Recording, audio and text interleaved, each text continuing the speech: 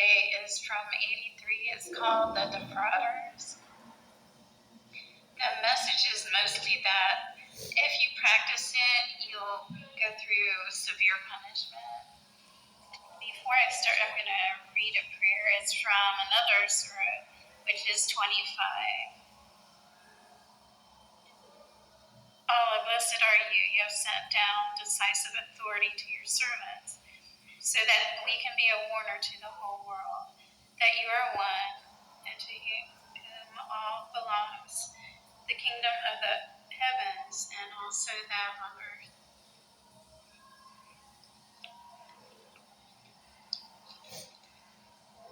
So I looked up defraud because I knew what fraud was. I just want to make sure. But it does also mean to deprive by deceit, to swindle, to steal, trick, or intentionally be dishonest. In verse 7, it says that the wicked go to the equivalent of hell, which is spelled Sijjin. He gave an example as prison in verse 18, that the virtuous go to the opposite, or Illyn, a life of bliss. In verse 29, it says that if the wicked laugh at a righteous person, the last laugh will be on them. And I was looking at some information, because sometimes when there's fraud, it can get confusing, and there's terms in organized crime.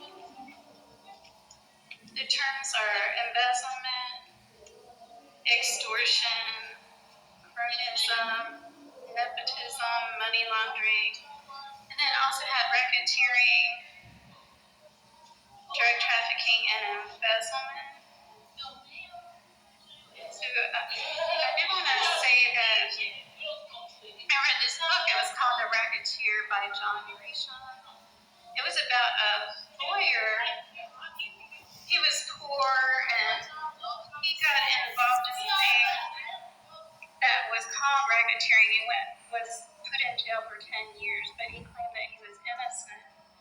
He said that he did a real estate deal where people started depositing large amounts of money too soon into his bank account, that he tried to return it and he was unable to.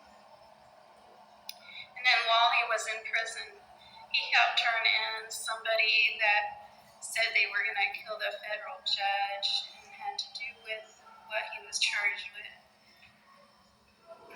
So that is the case, that people don't always understand everything. And so I looked up online how many cases in the last few years have gone to capital punishment. And it said that there were 350 people since 1990. 12 of those were sent to death with scores under 70 as far as an IQ, and that's a disadvantaged person. And 50 on down is a mentally retarded one. Well, so they are talking about even mental retardation used to go to a death penalty, but in 2002 in the United States, the Supreme Court changed that with the 8th Amendment.